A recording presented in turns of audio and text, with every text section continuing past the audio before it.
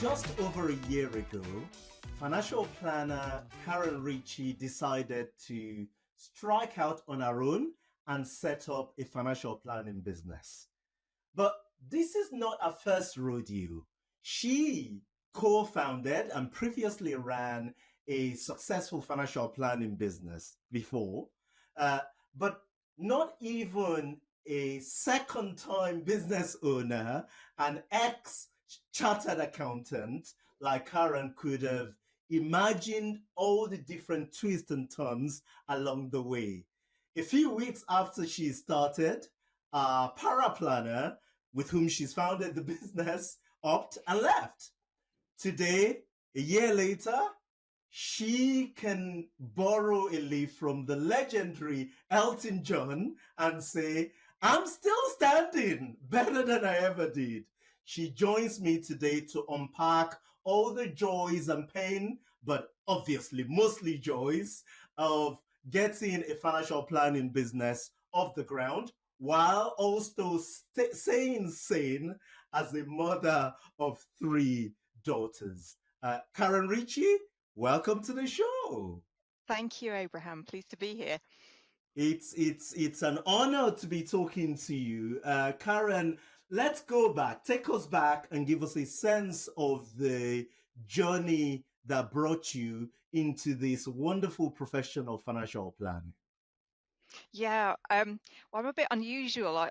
From what I hear from other advisors over the years, people tend to fall into this profession. I sort of went and actually chose to come into it unusually. Yes, I started as a chartered accountant with Hooves and Lybrand, absolutely hated it. And then I did a stint in a graduate training scheme in retail and thought, okay, what is it that I want? I want technical qualifications and I want client relationships. And I saw an advert for Prudential. And I thought that's everything that I want to do. Ended up not with Prudential, but with Eagle Star. Had 5 months in the classroom, which is unheard of in those days. And then they closed the sales force down just as we came out of the classroom. And we were thrown to the lions, as it were. And to cut a long story short, I ended up finally at Fiona Price and Partners in London and was trained by Rory Percival, which Wow! was the just best grounding ever. I used to trot off every week for my lesson with Rory. That's a blast from the past. I should. No, Rory's been on the podcast before. Sorry, I don't intend to interrupt you. Carry on. Well, I absolutely loved it. It was fantastic, and it was the best training ever. And the only DB transfer I ever did, I did with Rory. So that's my claim to fame. Sorry, go on.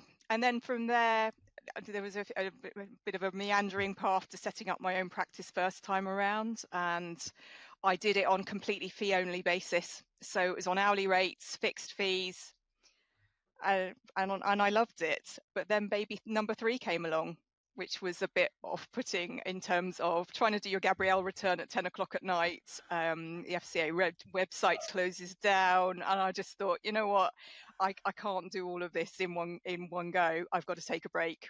So yeah, and I said I'd never do it again, and here I am all over again.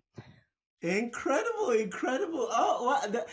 So you actually started out in a real career, right? Training as an accountant, and then you said, "Well, I'm gonna give that up because I didn't like it, and I'm gonna come to a less defined, less established, certainly at the time, even now, role of a financial advisor." That's right. And I think I really struggled initially with the sales aspect of it. And it wasn't until I got to Fiona Price and Partners that I thought, oh, actually, this is what you should be doing. This is advice. This is doing things properly. And things have evolved tremendously since then. And I think it is still sales. We sell our services, but it's doing it in a way that is comfortable and doing it as best value for the client. So let's talk about the last time you did it. What was the idea? I mean, when was this? Of doing fee only basis, or flat fee type financial planning, hourly rate. That is Well, that was unheard of at the time, I imagine. It was. So that was back in 2005. So that was Wow. really early days. And I think it came from my accountancy background where we kept timesheets and that felt comfortable. And just seen too many people taking maximum commissions, which were just astronomical for the level of work involved and the value for the client. And I also have what I would call the pissed off gene. Somebody says I can't do it. I'm going to prove it can be done. And I've got fed up with people saying your fee model will never work. Why aren't you taking maximum commission? And I just thought, no, I'm not going to do it this way. And it worked. I did really, really well out of it. The downside was when I came to sell the business, the revenue stream for that was not good because people wanted ongoing commissions rather than ongoing fixed fees from standing orders at that Right. time. Interesting. And so you sold the business in when and what did you do next? So I sold business beginning of 2012. Promptly had baby number 3. Oh no, was that? When did it? Yes, I think.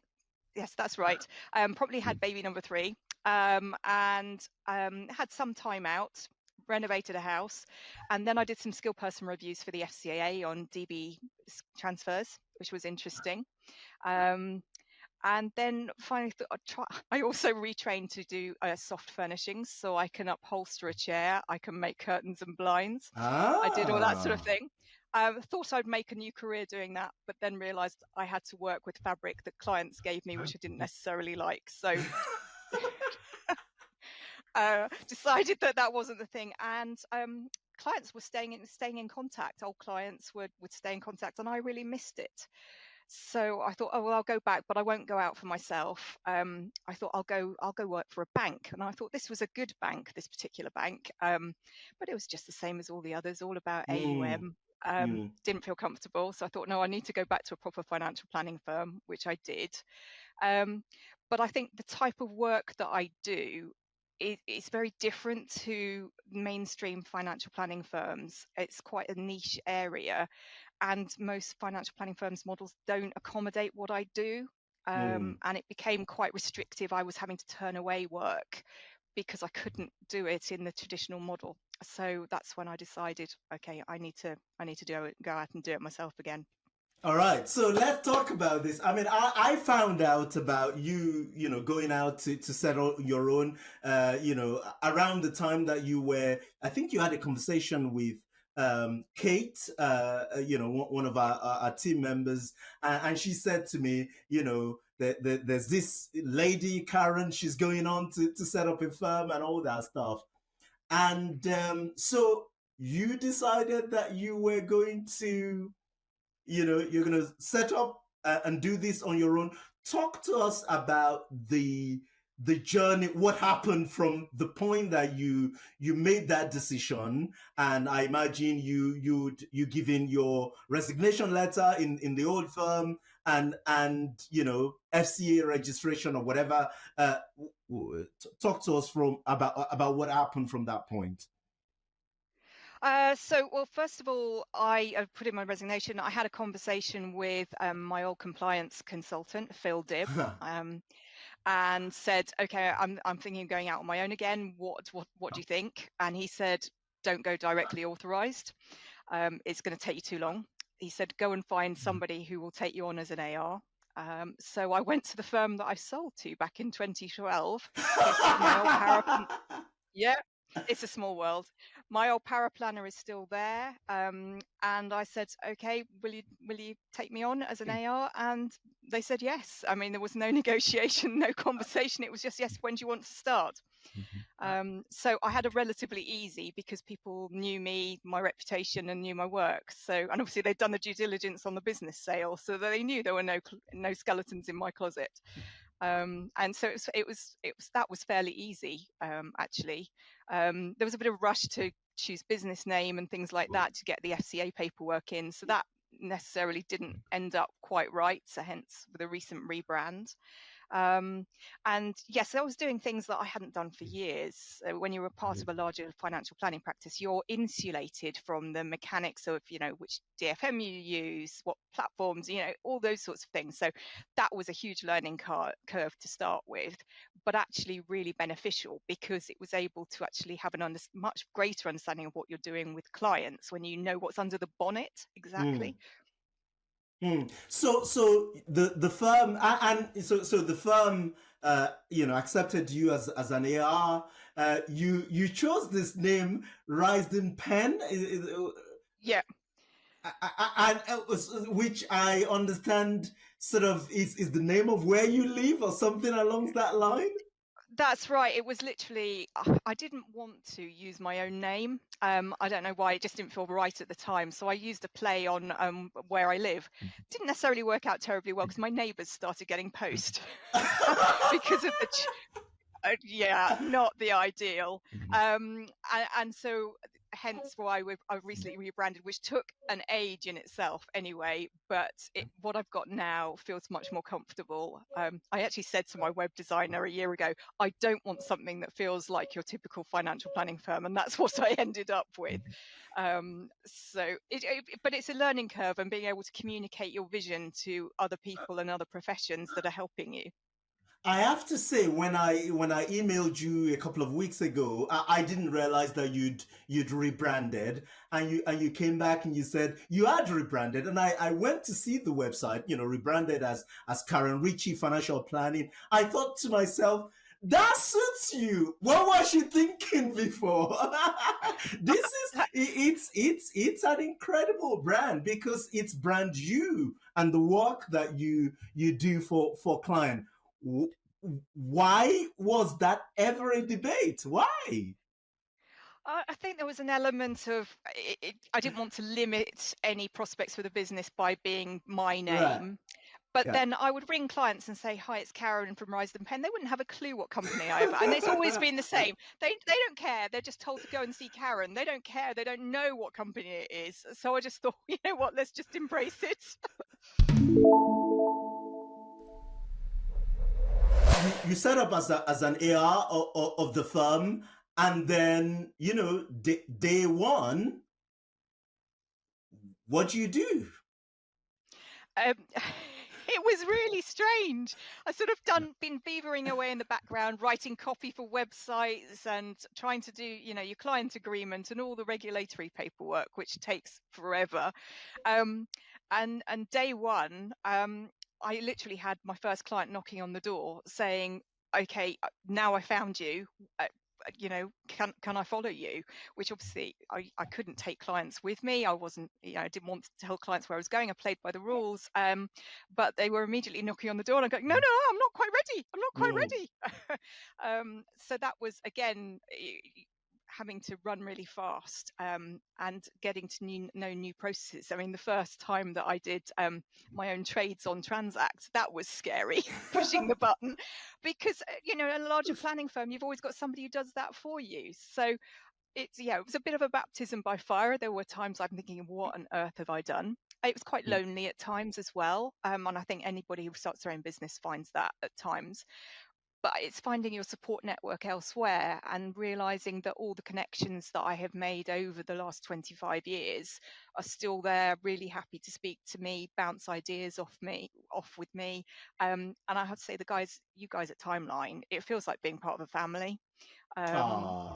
I feel really supported, and the fact that people are sort of rooting for you, it all really helps. It's wonderful, when you have that support network around you. Let's talk about the work you do. So you said the type of work I do doesn't fit well within the traditional financial planning firm. Talk to us about that type of work, the client. How is it different than other types of financial planning or any type of financial planning work? Yeah. Well, if I put it in the context of the majority of my work is divorce related, and I will get introduced to the client very early on in the divorce process. So it is nowhere near your usual discovery. here's a plan, let's implement. They're nowhere near that. It is literally they might have just been told by their spouse that they want to separate. They have no idea about the finances, and it's hand holding and working with the lawyer on financial disclosure, looking at, okay, what are your budget expectations, and then what are the likely settlement options. So you end up, quite often I model different settlement options so that they have confidence when they go into negotiations as to what their baseline is and what it means to them. Otherwise, there's a danger it's a spreadsheet with lots of zeros. Can I keep the family home? All those questions are going around in their minds. And some cases can take 2 years from the moment I meet them to the moment where they've actually got a settlement which they need to implement. And most financial planning firms are not set up to do that, and to take that time with clients. And some of them do need more time than others. And I think that's the key thing, is saying to them, okay, let's do some triage here. What do you need to do right now? What are those decisions that you need to deal with right now? And what can we leave? And then it's breaking down into now, soon, and later, so that the client knows what's on the horizon, but knows what they have to deal with right now and what they can leave, so that you reduce some of that sense of overwhelm for them. And is this sort of thing, this sort of work, is it adequately catered for by the type of tools that we use within the profession? So what tools do you use in some of this, in this work?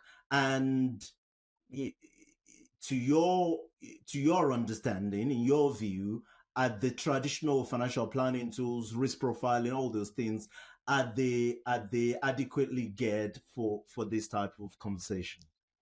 No, I'd say not at all, to be honest. I have, I mean, there's no point at the beginning of a settlement of the client's divorce process wheeling out a risk questionnaire. It's just completely irrelevant to them. They've got no understanding of it. And so I think my practice has evolved over the years to being what the client needs, but we're not trained in this. We're trained in fact-finding skills and presenting skills, and suitability reports, but it's not actually client-facing skills or listening. I mean, really, we all need psychology degrees to be able to do this job, if we were honest. But it's being able to listen to the client, being able to communicate to them at their pace. And I was really feeling that I was lacking in some of the skills to have deeper conversations with them. So realizing that they were stuck and unable to move forward for whatever reason, and being able to say, okay, how do I have this conversation without opening Pandora's box and having a conversation that I have not got the skills to deal with some of these emotional issues, but being able to help them and give them more of what they need. And so I actually went on this hunt. I ended up finding a firm called Money Quotient in the US. Yeah. And I did their training, and that was very much about aligning clients' values with their finances. So where they are feeling dissatisfied with any particular area of their financial life, it's usually because it's not aligned with their values. But do they actually know what their values are? You ask somebody in the street, they're not going to know. Most of them are not going to know. So it's helping them to identify that, but also understanding that when they are in a period of transition, which, to be honest, most of us are at some point in our life, whether it's divorce, marriage, death, whatever it is, there's a period of transition where we cannot have some of those conversations. So it's then working out, okay, where are they in that? What do they need from me? And what are the priorities? And then keep coming back and readdressing it. And one of the key tools that I started using from the Financial Transitions Institute in the US is a communication preferences tool. And have any of us ever asked our clients how they want to be communicated with? You might say, well, how detailed do you want to go? But probably everybody gets the same level of detail regardless, because we have our processes. But to actually understand what's important to them, what I will see if they're switching off or they don't understand, how, if they go quiet, how do they want me to touch base? I don't want them to feel pursued. So how would you want me to do that? Do you want visual? Do you want written? What is your preference? So that you can very much tailor it according to what they need. It's very powerful. I mean, you mentioned two very good organizations and tools there. So just for the purpose of our listener, Financial Transitionist Institute is founded by a lady called Susan Bradley, and we actually had Susan at the London Science of Retirement conference a while back. An incredible lady, a financial planner, brought a lot of value to that conversation. And the money quotient you've mentioned in our conversation before, and that's kind of along the same line of, trying to figure out what a person's value is. So you don't mind me asking a little bit about those tools and how you use them. So Yeah. so let's say a client comes to you in the first conversation.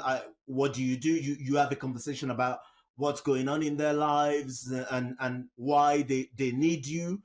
At what point do you introduce these tools, and which one comes first? If you can talk a little bit about that. Yeah, sure. It will really vary. So Money Quotient's view is that every client should have their questionnaires to start with. The Right. first one is something called a financial satisfaction survey. So it Mm. asks them about how satisfied they are with their bookkeeping, their spending habits, their feelings about money. I don't send that to every one of my clients because not Right. all of them are in the right mindset to receive that right now. But for those who are, it works really well because um, in a first meeting, I would never usually get some information from them about how comfortable they are with their money life, how easily they find it to communicate with family members about money, how their emotions are driven by money. And it's amazing when you start to ask those questions, even with existing clients who you think you know really well, you find out that actually they feel really uncomfortable with their level of wealth because of the way they were brought up and the Mm. difference with their spouse. And interestingly, I'm now moving into prenup work. And Ha. this is an ideal opportunity because you do these questionnaires and people will get married and never have conversations about money. Huh. I did it with my husband, and we'd never talked about money because I've always dealt with it all because he's not interested. He's in financial services, but he leaves it all to me. And we'd had conversations about money and what was important and what worried us for the first time ever. Yeah. The issue is that we don't do it because it's uncomfortable, and talking about money isn't what you should do because it's sort of uncouth. So I found it really, really fascinating to do this. And after you've done that, then you introduce the communication preference thing later on in the process. Yes, so I send it to them. So before a first meeting, I'll send it to them to have a look at. And then when I meet them, I'll say, let's just talk through what are the 2 or 3 really key points of this that you want me to know about you, Mm. that will really help me to provide the best service to you. And that's really interesting. The first client I gave it to said, have you given this to me just because I'm neurodiverse, or is this something you do with everybody? Uh, She said, this is fantastic. Nobody has ever asked me. wow. And I then got a whole story about how she'd been frustrated with her lawyer and her accountant and other professionals throughout her divorce process because they hadn't been communicating with her in the way that she needed. Yeah. No, that's very And you powerful. saw her visibly relax. No, it's powerful when someone actually goes out of their way to understand you as a person and your preferences, how you want to communicate. And this might sound like a very small thing. I was doing a podcast. There was this conversation we had about um, conversion of prospect conversion, and the research basically shows something like when a client had gone to speak to their financial advisor, and you ask them a very very short question about the rating of that financial advisor. They just give your experience with the financial advisor a rating out of 5, star rating out of 5. Basically, financial advisors who score 5 stars, they convert something like 51% of clients, of prospects that they've had conversation with, when they get a 4-star score, so just 1 star left, they convert something in the region of 18%, right? So and the difference is, do they feel really that they've been understood by that advisor in that first relationship? So that's based on a research by Vouch for. Yeah. So I imagine that the reason why, or one reason why, what you do doesn't fit in a traditional financial planning firm is the fee structure, right? So if you're going to be Yeah. spending this time with a client, sort of possibly going on for 2 years before you actually see any asset, Yeah. how do they pay for your services in the meantime? So talk to us about your fee structure and how you work with clients in that regard. Sure. So there's two elements. So there's the non-regulated. So there'll be cash flow planning, but working with them on budgets, things like that, which I charge at an hourly rate. And if I can clearly identify the work that's going to be involved and it's fairly straightforward, I will give them a fee estimate, which they can approve before we proceed. Right. For other cases, so mediation cases where I'm attending meetings and there's variables, then I'll charge on an hourly rate and I'll invoice monthly. And at the point where we switch to regulated work and it becomes the usual advice process, then at that point I will give them a fee for the work to be involved, and then an ongoing advice fee agreed up front as well. And I'm moving away from percentage-based ongoing. I have a calculator for each client where we work through, okay, this is the work we're expecting this year. This is what the fee will be. It's less than last year. It's more than last year. Are you happy? Yes, we'll go ahead.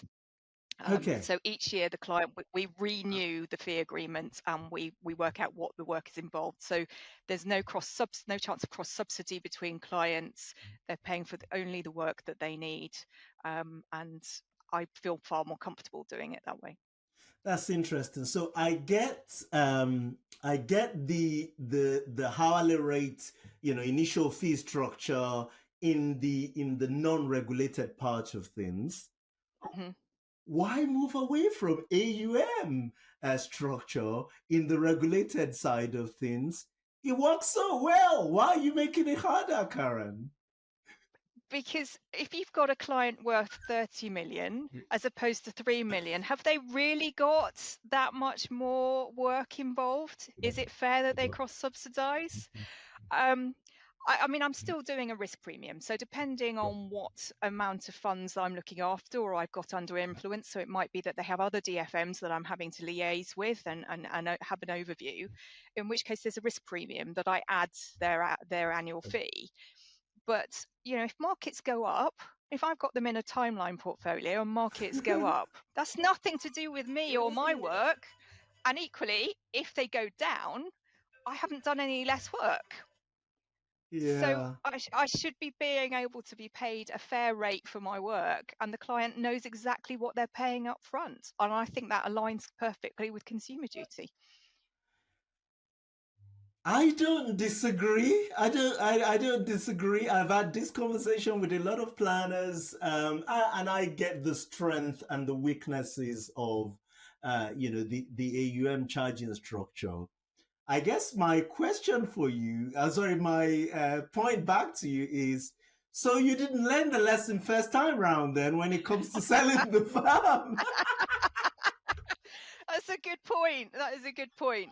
Um, I think the fact that the difference is now that the fees will still come out of the portfolio Right. as a set fee, so that it's more aligned with what people think, I expect for when they purchase a business. I would feel I have no plans to do that in any near future. So, but who knows what will happen. Um, it's interesting. The difficulty I have is that providers and platforms are set up to pay a percentage, but when you want to take a fixed fee, it's really clunky to try and administer that. And you then go, well, which wrapper do I put it from? And do it proportionately. It's not an easy way of doing it. So, because there isn't enough demand, effectively, there aren't enough planners asking for it. Well, tell me about this, because when I originally set up, Timeline Portfolio, Betafolio at the time, one of the core ideas was that we were going to be a flat fee based DFM, right?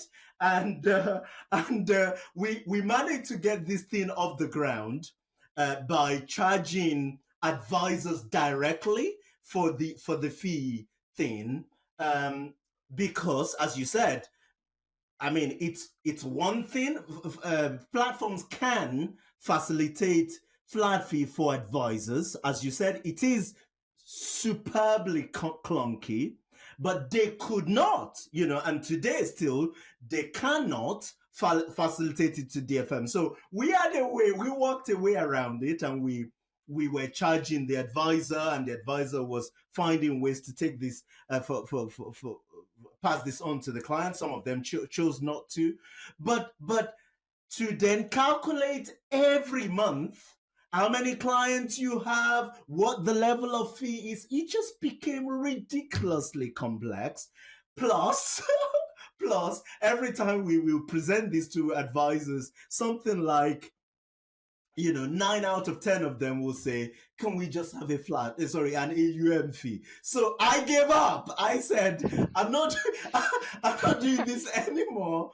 We stopped the AUM and we moved to a far simpler, we stopped the flat fee and we moved to a far simpler structure for AUM. But I totally understand, where you're coming from in terms of the potential conflicts in the AUM fee, especially for financial planning, and again, the challenges of doing some sort of retainer or flat fee structure with clients. Yeah, sorry, go. It's I'm in an ideal position because I am small and I've got a limited number of clients. The thought of doing what I am doing with a huge book of clients would be a very different concept. So I'm in an ideal position to do it. No, I agree with you. I used to say to people, oh, flat fee or retainer fee or fixed fee, whatever you call it, is the future of financial planning. I have to be honest with you, Karen, I'm not sure anymore. I don't know. But I get the strength of it. I do. Yeah, I think it's interesting. So doing the training with Money Quotient and Financial Transitions Institute, I've met other financial planners across the world. And I actually took a big piece of my annual ongoing service calculator from an Australian firm. Right. And they have to re-agree their fees with clients every year. That's part of the rules over there. And you think, well, it's come over there and they're very similar to us. Is it going to come over here? And yes, it's easier when it goes down compared to the previous year. Where it goes up, it's not such an easy conversation, but the client is approving it up front rather than getting their fee statement from Transact or whoever at the end of the year going, whoa, I didn't know I paid you that. Yeah. I mean, so financial advisors will say, advisors who do AUM fee will say, no, we send a fee statement to client every month, and not every month, every year. I don't know. It's probably retrospective. I say, this is the fees you've paid us in the past year, because you can't know it in advance in pounds and pennies. And then they will say, this is what we did for that work. But again, Australia copied a lot of things from us, financial planning and regulation. They've gone ahead in some ways in this particular point of actually re-agreeing the fees with clients in advance every year. Maybe that's coming over here. It wouldn't be the first time that we've taken something from down under. That's true. I think also it's I'm very much that I am the financial planner, and I will introduce the client to the right DFM for them once we've identified what they need to achieve. But if I link my fee to the AUM, there is an element of expectation that I have something to do with the returns. Whereas I don't, and actually the returns that they get will be, we don't I don't do annual review meetings anymore. I call them annual forward planning meetings. Mm, So we are forward thinking. We're not retrospective, because what has happened in the markets has happened. I can't change it. mm, But are they on course for what they want to do? Is there anything upcoming that I need to know about? What's changed? What do we need to plan for going ahead? I don't want to be being focused on the previous year's returns and that you've chosen the wrong funds. Well, no, that's not my focus. I'm a planner. yeah, yeah. The investment is a small part of your overall piece, really. No, I agree with you entirely. I agree with you entirely. So, a year in, is it just over a year in? Um, Yeah, can you, yeah, yeah, 2 days time. 2 days time. Wow. Okay. So, a year in, give us a sense of where you are with the business. Give me, I will pry, yes, some metrics to know, to give us a sense. I know, you don't like all this AUM thing, but Abraham, the capitalist, is going to ask you, how do you give us a sense of where you are today with the business. I understand some things can be confidential, but give us a sense of the business today. Okay, so I have 16 client families. Mm. I have well, there's 16 names on my actual platform. I have other clients that I have relationships with, but are not receiving an ongoing service from me. I have 12 million that I look after Wow. in terms of AUM. I made a profit in so my trading year ended in May, actually. So I made a profit for the first 9 months. I have repaid myself my initial capital investment, and I've started paying myself a salary. So Wow. I see that as a success for the first 9 months. It's incredible. 9 months. No, that's incredible. Well done. Congratulations to you. What Thank would you. you say to anyone? But by the way, how does this compare to the first time around that you set up on your own? How would you, are you feeling, much better? Are you uh, contrast this with the first time that you went out on your own? Yeah. Um, I I learned a lot doing that. Um, I I think I've run faster sooner this time around. I'm also more commercial than I was then, so I charge more. I do charge more. Um, I think that there have been mistakes that I've made. So, for instance, I automatically thought I need a CRM system Mm, and went straight into that. Went straight into some software that actually wasn't quite right. So I'm streamlining, and actually at the moment I don't have enough clients to bother with a CRM system. SharePoint and you know Outlook, I can manage it with spreadsheets at the moment. It's small enough.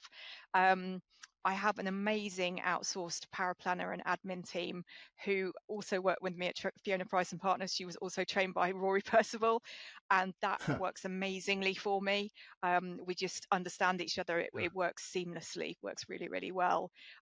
So I probably threw too much money at things in the first year just to try and keep going, that I didn't need to do.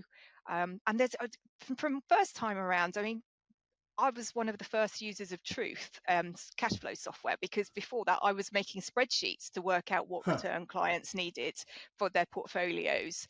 And so now there's so much more choice out there. It's doing the due diligence compared to last time. Although in some respects it's simpler because I'm not dealing with so many providers, because you're able mm. to consolidate in one place. And I don't take on ongoing legacy commissions from clients' old policies. I'll look after them, they get a fee for doing the job, but I don't want to be messing around with consolidating commission statements from all these providers. Thank you very much.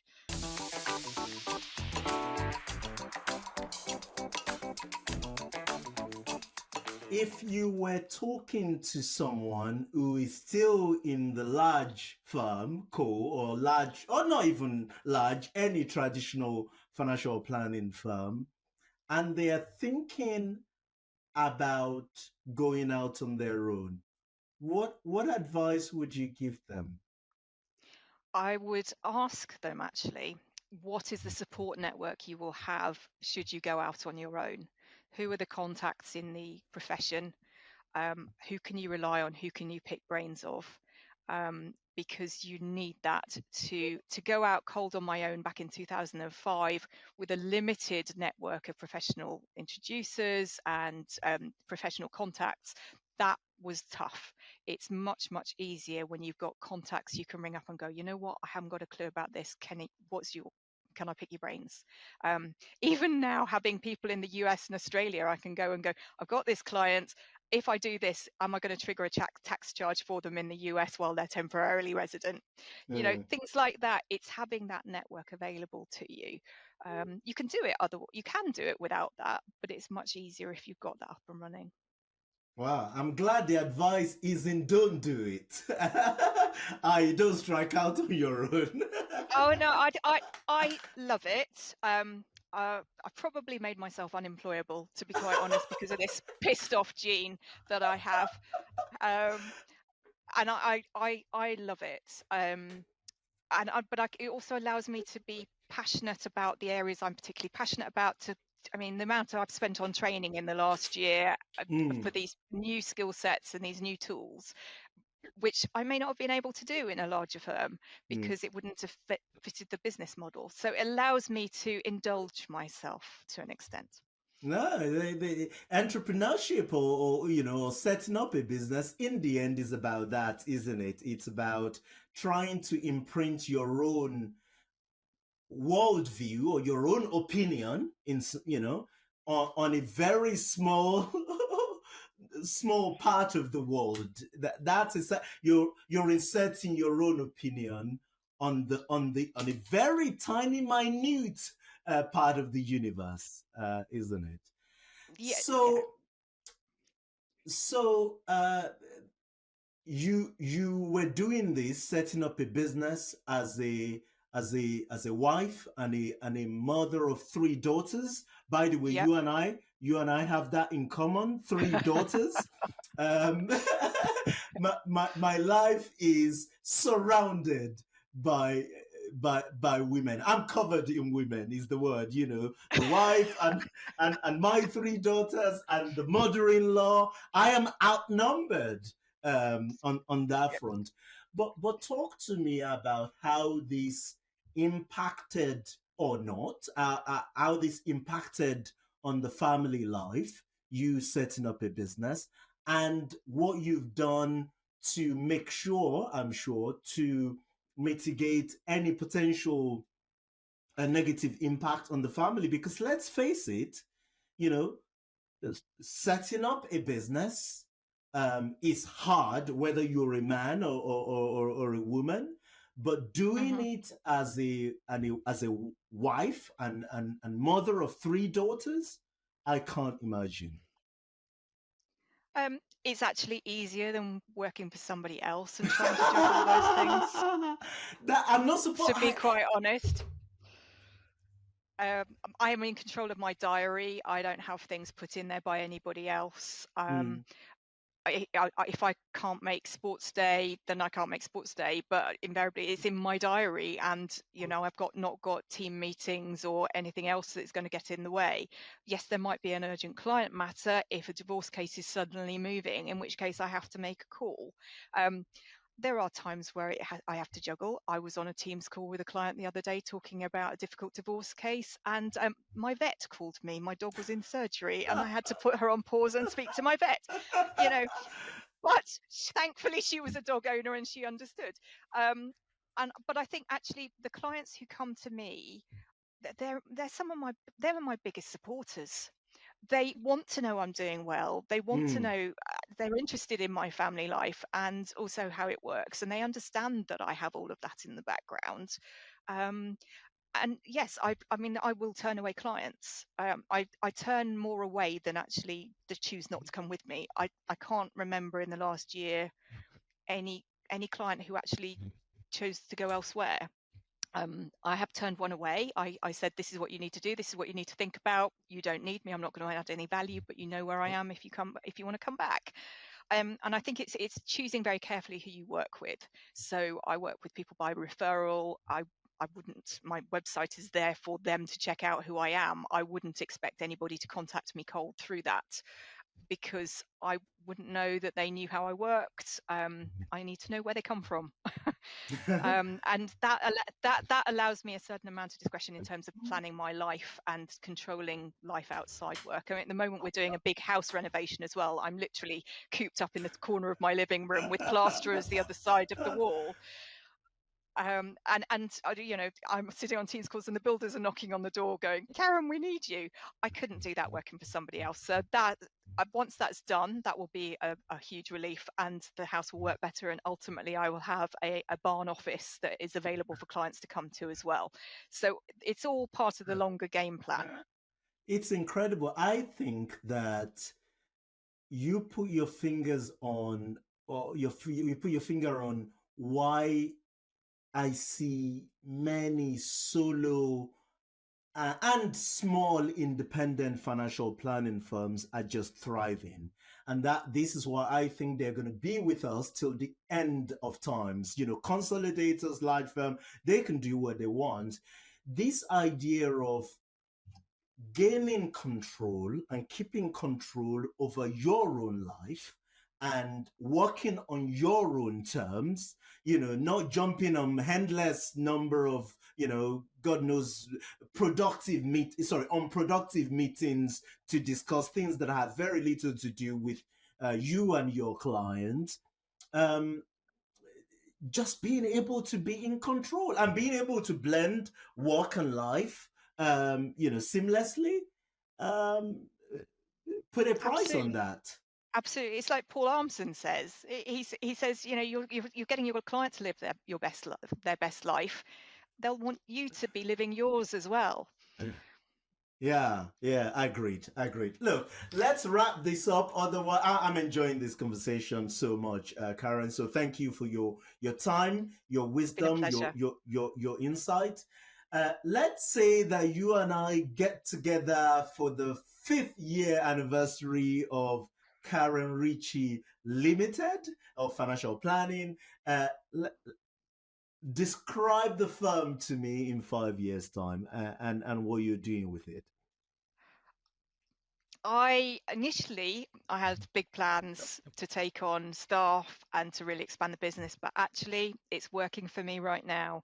So I will grow slowly and organically, and probably be, maybe 3 team members in 5 years' time.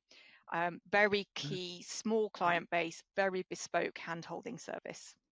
Incredible. A boutique hand-holding service for clients going through transition. You're in Surrey, aren't you? Sussex. In Sussex, sorry. Yeah, in Sussex.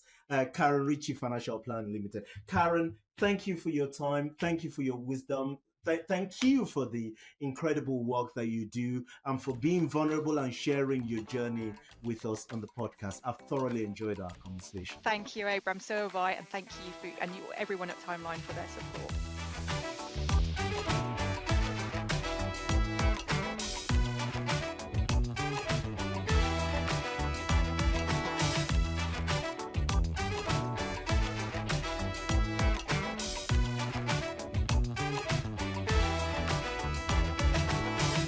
I'll be remiss if I don't thank my incredible team who worked very hard to put this program together. Thank you very much, guys. I'd like to thank our sponsors, Timeline Retirement Planning Software, and PyTech, low-cost flat-fee model portfolio manager. And to you, our listeners, thank you for your time. I hope you've had as much fun listening to the program as we have making it. Follow me on Twitter. My handle is Abraham on Money.